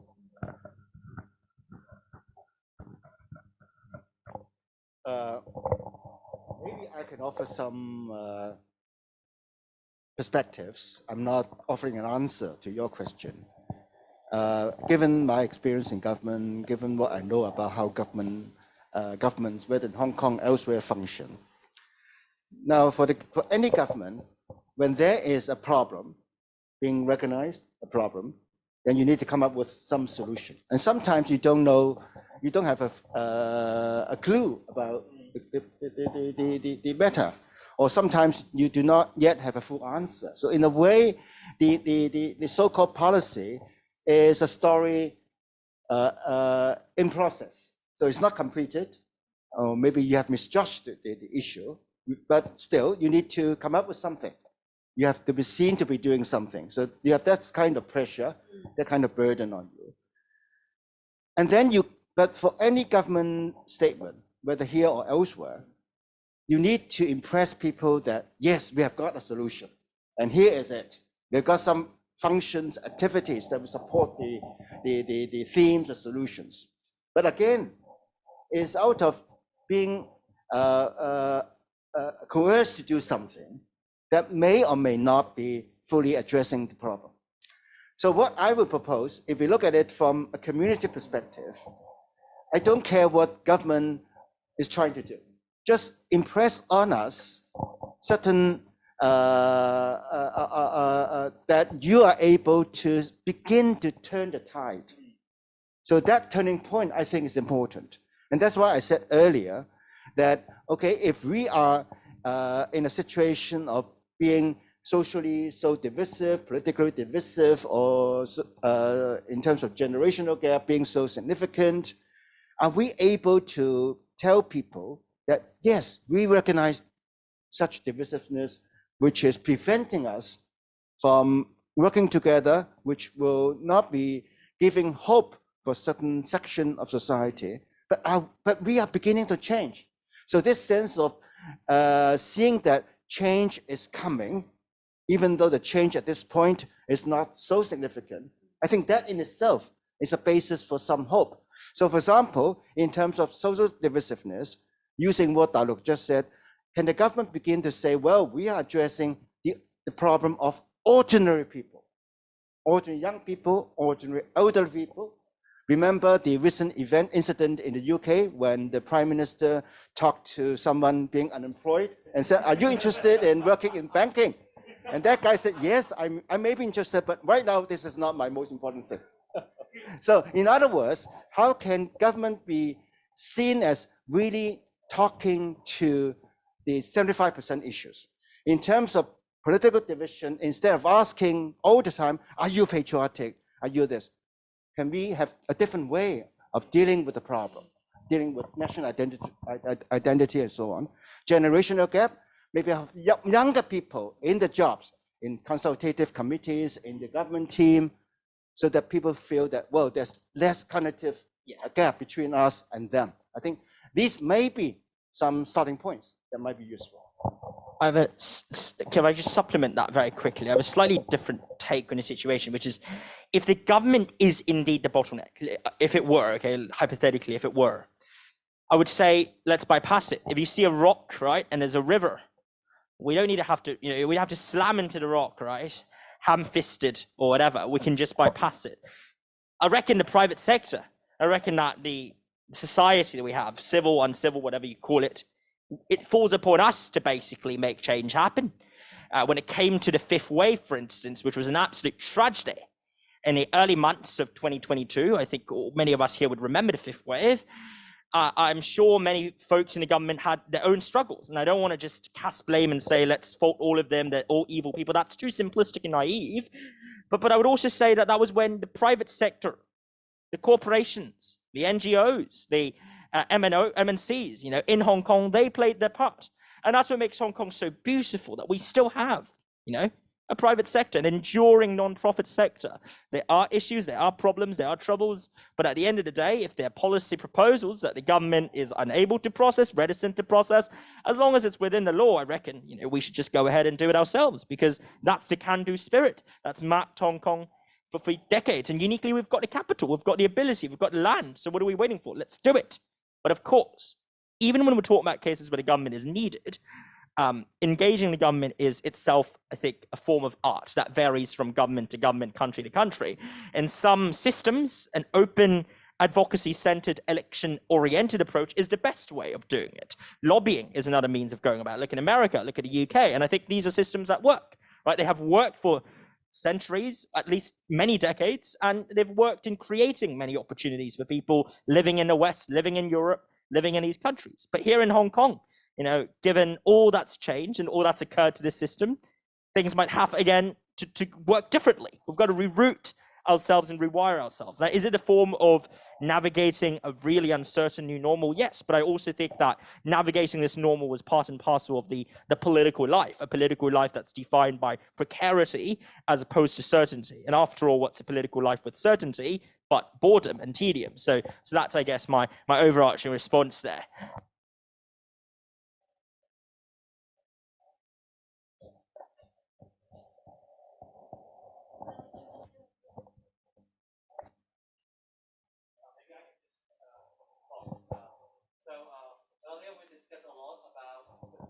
And the vision for how we can provide hopes and also to connect the government and the youth.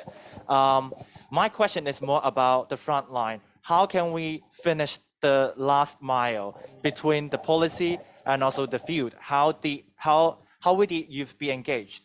A few comments from my own background. I'm an anthropology student, so I conduct the majority of my ethnography in the field while engaging with youth. Earlier we've discussed the big words and the buzzwords in the policy usually are not easily understandable for the youth particularly. So sometimes they need to be translated into words and bite-sized volume so that the youth can actually engage with these activities. But who are the people that's going to lead in these activities? Are we going to expect the current system to outsource all the responsibility to conduct these activities in the hands of NGOs? What is the responsibility of everyone in this society to be engaged in the youth matter? Everyone's been a youth somehow.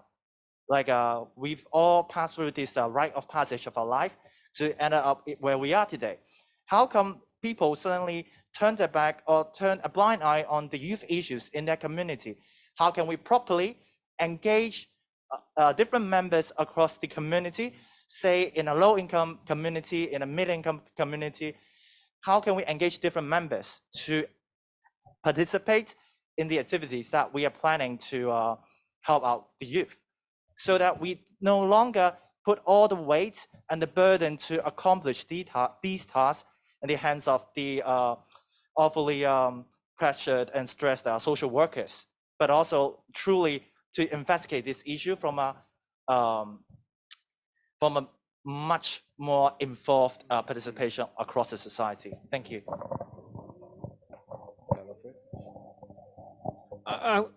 I tend to think that there would be multiple ways, and I would not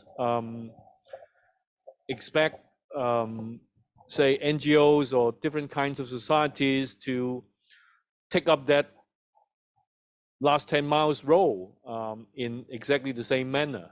And I do think that, if they can maintain a diverse profile, would actually help to engage young people. One of the problem about current policy is that, if you notice in the past few years, gradually we develop some buzzwords, big words, and then everyone stick with it and just repeat it without grappling with the exact meaning of what are you talking about. For example, now everyone is talking about social mobility, as if, if you set up a buddy program, you set up a mentorship program, then you would trigger upward social mobility. But everyone understands that, if social mobility is something so simple, or poverty relief is something so simple, there would be no poverty issue in this whole world. I mean, everyone turn into buddy, and then we save the world. Same thing about GBA, Bell and Roll, etc. Are there opportunities there? Of course there are. Would it be good for young people to reach out and have a feel about what are the opportunities there? Of course. But at the same time, we also understand that in mainland, now every year we have more than 10 million university graduates, right? So who is going to discuss with our young people about, so where's your competitiveness? So what are you ready to do? What sort of thing you're looking for?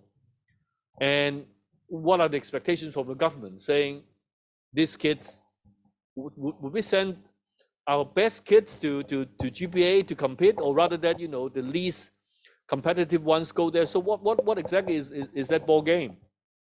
Of course, some people will say that it is not about making money, it's not about short term, it's about contributing to motherland, whatever, blah, blah, blah. But, but what's that project? So quite honestly, for me, I mean, if we really want to do the last part of that process, do it well, I do think that we need to translate all these things into something understandable, operationalized, and make it doable, so that young people would think that, you are really offering something that I can manage. or I can deliberate on it and I can decide to do it or otherwise. Otherwise, I mean, we were young previously, of course, but when we were young, of course, we were quite annoyed by all those empty promises and silly words as well. So I know it sounds, I don't know, old school, and at the end of the day, you just need to be down to earth, right? In order to convince people that, you're actually talking to them. Maybe I'll tackle your question from another angle. And to do that, let me tell a short story. In the late 1980s, I was invited to Guangzhou to give a talk about civil service system in the West. At that time, on the mainland, it was about reform and opening up, learning from the West. So I talked about the civil service institution, the neutrality of civil servants, the need for meritocracy, and so on and so forth. And then after my talk was over, when we chatted with participants, so those participants mostly, they were officials in charge of personnel matters. So one official came to me and said, Dr. Jiang, what you talked about makes a lot of sense. However, I doubt if our elders will listen to us. Now that cadre talking to me was probably in his early 60s. At that time, I was in my late 30s. So when he talked about his elders, and you can imagine who were making the decisions, right? So, I mean, in every generation, we have that kind of frustration. We are not listened to, and we think that what we are doing is right. Now, as I grow older, I hesitate to think that what I think is always right. But I think we are not assuming that there's always a simple answer to questions, to problems. However, I think in the process of finding a solution, every sector wants to be listened to, wants to be heard. I think that's important, and you have to impress them that they're being heard. And we are not talking about instantly coming to the ideal world. So if you use the phrase walking the last mile, it's as though that after this last mile, then we reach the end of history. Then we are getting everything right. I don't think that's how the world functions. Maybe that's not the way God makes it function. However, we have to assume, now we have to accept that we are in a complex society, different sectors, a rather diverse society. But the important thing is not turn diversity into polarity, so polarized, that we don't listen to each other. Now, the less polarized society is, the more willing every society would be to have other people's views heard. Government documents, I think, unavoidably has the burden of being quite conforming to a certain mode. And you find a lot of bureaucratic or administrative speak. you find all the buzzwords fashionable at the time for political reasons, for other reasons. I think that's not the most important thing. I've come to a stage where I go beyond the document. And I doubt if many young people will read the blueprint. However, even if they don't read the blueprint, the important thing is how do government reach out to young people of different views, different backgrounds, the 25%, the 75%, and so on and so forth. So it's the interaction itself, which is so important, the reaching out, not just the formal activities, but still, yes, government needs to organize activities. But I think it's the attitude of listening to people, and there's the impression that it's not just listening, but certain things do happen after talking to government. I think that will begin to change the young people's perception of being impotent, the word I used earlier in my presentation. If I could just add one last thing, which is essentially the importance of skin in a game. The youth today are rightfully concerned they're rightfully asking, what's my stake? What's my skin in the game? And in all honesty, if the game that's being played here is so exclusionary because the barriers to entry are so high, then you're not going to get everyone being willing to walk the final mile because they're not able to walk the final mile. We've got to create that space for the final mile to be walked by all as opposed to the few. And that to me requires, again, depoliticization, reduction of barriers to entry in terms of wherewithal and resources, and most fundamentally, a sincerity and a security to say, you know what, I may not agree with you youth politically. Come one, come all, let's have a chat, let's grab a pint, let's talk through it. You know, I'd much rather see more sort of heated exchanges like what we had just then than, you know, a bunch of, oh, you're amazing, you're so beautiful, sort of sycophancy. That's not how public policy making should work, ideally. But it does happen to be the case sometimes in some places, you know, so yeah. Okay, any other questions from the floor? Yes. I think we can take one question. Any other questions perhaps from the floor? Any other questions? If not, this lady.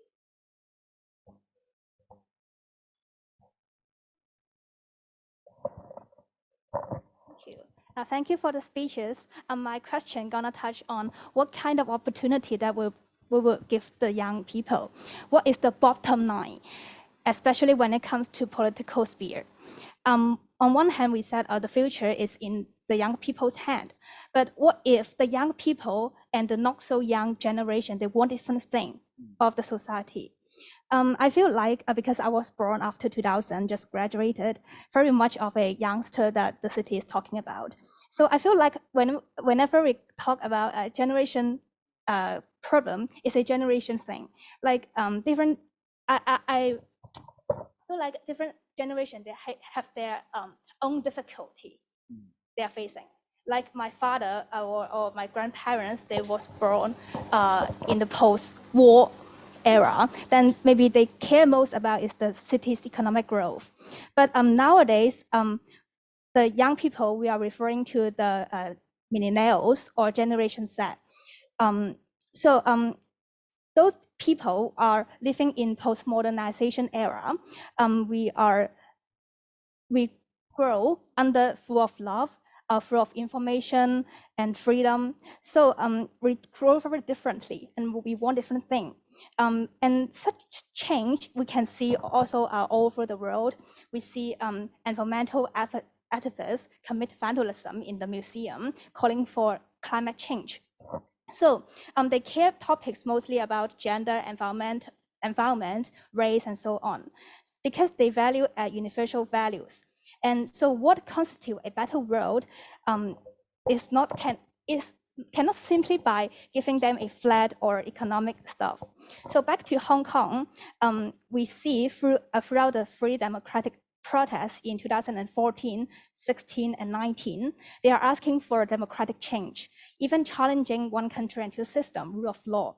Actually, they didn't mean to challenge the system at first place, but however, they are disappointed again and again. So they start to question, is such system still reliable and sustainable?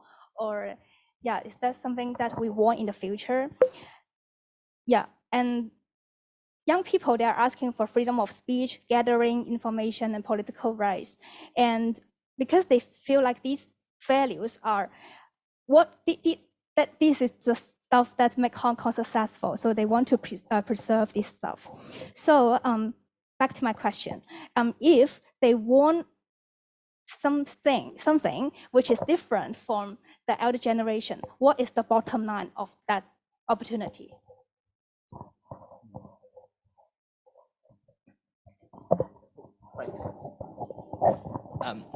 Thank you for that question. Look, I completely agree with you that we can't just reduce everything that's happened in Hong Kong to a very materialist way of looking at history. You know, there's post-material values, Engelhardt, robust literature on that. And to a large extent, I certainly think there's a plurality of demands and non-reducible to one another. That's why the pyramid that I profit there had identitarian and also political efficacy and agency as separate tiers, because you can't subsume one into the other entirely. What I will nevertheless say, though, is three quick observations. The first is that whilst it is implausible and empirically incorrect to collapse post-material pursuits into material demands. How much of the post-material pursuit there is rooted in material angst? That's the question I have, number one. So imagine a hypothetical world where there is genuine mobility, there's genuine chance at egalitarianism and space for organic growth and cultivating your own careers and flourishing without electoral democracy in a way we see it or imagine it. How much of the public or the mass would indeed be satisfied in that counterfactual? I don't think it's the entirety of them, but I think it's a significant portion of them that would feel that the government and the establishment, as you said, actually works in that counterfactual. But the sad reality is we're not there. We're not living in that world right now. So we've got to work towards that. So I think the first answer to your question is that if we want to reconcile across generations, we've got to find common ground and find ways of interpreting room for synergy between them. And the second answer is a more practical modus vivendi or operandi, I suppose, is again, dialogue and action following on from dialogue. Generations often disagree over priorities, over what they think is important, over what they see as true even, and over who they see as the enemy or friends. But I think the answer there rests with humility, and that's why the elite, the aged elite, seasoned elite, we've got to reach out. They've got to reach out and talk and incorporate, as opposed to indeed blocking and shutting folks out of the system. And as for the baseline question, I think there are baselines that we can change, and then there are baselines that we can't change, and then the baselines that we definitely can't change. My principle and suggestion is always that we try and stretch and expand as much as is possible the baselines that can actually be stretched. And then where we can't stretch them, we accept them and learn to navigate them in exchange for greater freedoms in other areas and spheres. Sounds a bit abstract, but I guess that's just the answer to the baseline question that you were proffering or prodding at just then. Thank you. Talking about baseline, I don't know whether I would understand you perfectly. I presume it means, okay, this is my bottom line. If I'm not getting to it, then either I will withdraw, I will disengage, I give up hope, I don't see there's any future. So in other words, anything above the baseline, the bottom line, might be positive so that people will begin to engage. Now, I agree with Brian that we seldom find a situation where everybody agrees with the others, even among young people. I mean, you have young people who say this, some people who say that, some will say housing is most important, others will say, well, sorry, we are not just after material benefits, we want this and that. And that is normal. And in reality, it's difficult to have a policy in any policy domain that is able to be a policy for all seasons or for all sectors. It's difficult. However, it is important that in the process of generating that policy, every sector feels that they are somehow hurt. And you can see a bit of things coming from that process of dialogue. And the policy itself can give people the impression that every policy is evolving. In other words, it's adapting to changing situation, that the policy is sensitive to those changes, which may not be obvious now, but maybe in future, when changes, external changes become more apparent, then the policy is able to adapt. I think we want that kind of policy. We don't want rigid policies. Now, unfortunately, in Hong Kong and in any place in the world, you cannot get away from what I may describe as a structural limitation. Now, when I was a secretary in the government, sometimes I talked to my civil servants, and I said, we have a generational problem at both ends. So we are at the in-between age. So we do not fully understand what young people want. At the same time, we do not fully appreciate what elderly people are facing. So sometimes when we formulate policies, we use our own experience. For example, for baby boomers, we say, oh, yes, life was so tough, poverty after the war, and we got through. So why can't young people nowadays not getting through what they are facing? Or we feel that we can walk, we can do this and that very comfortably. We do not imagine once you get old, you have this problem, that problem. So in other words, any government official involved in the policy process, no matter to what extent. They need to be aware, that they need to be more sensitive to the needs of different sectors, different generations. So the bottom line, I think, is we have to move on so that people will not feel that, sorry, we are shut up, so why don't we just withdraw? We don't want that kind of withdrawal syndrome in our society, because that cannot nurture hope. Okay, very quickly. Some 15 years ago, I think I wrote a small book, somehow touch on the issue of generation. And since then, around 2007, people ask me, what's the things that young people need to do? My answer is always that, first of all, no matter which generation you belong to, you talk to people of your own generation. I don't think that, there's only one opinion on doing what is right, what is wrong. Even among people of the same generation, they have different opinions. And is there proper dialogue? Is there proper discussions among themselves so that they work out something all agreeable? I think it's important. No one can claim that, I'm coming from that generation, so what I think is supposed to be good, so I represent everyone. So every single one person from that generation should follow my footsteps and do that kind of thing. So a proper dialogue among people of the same generation, I think, is the first step towards reaching out what is the bottom line. What is your bottom line may not be another person's bottom line. The second thing is, don't ever use the term ends justify the means. Don't ever think that, I'm now working for the good of the planet. I'm working for the good of the universe. I'm working for the good of the entire world. And you thinking that I'm silly is only because you are reactionary, you are not, updated, you are not well informed. So you're not eligible to talk to me, you must follow. I don't follow this kind of Leninist logic, that someone represent the universal view, and because I'm good, I'm a true believer, so everyone, single person have to be a true believer like me. I think this is very, very dangerous. Thirdly, there's always discussions about strategy, tactics, and so on. If you want to achieve certain things, there are steps. You can't just say that because I'm a true believer, I'm working for the good of the universe, so I must be right, no matter what I do. Whether I make a world-famous painting dirty, it's good. Even if you don't agree, you have to stay quiet. I don't think it should work like this. People can criticize you. And in fact, unfortunately, people can punish you because you violate law and so on and so forth. And so you need to work out, if I want to make change, what are the steps? What are the steps that people would follow, thinking that is sensible, and they would understand?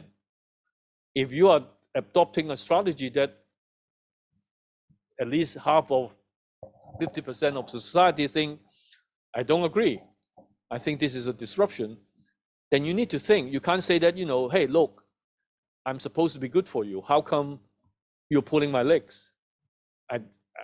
I think that everyone, whenever we want to make change, we need to work out, this sort of thing and make it an open thing for discussion among people of the same generation.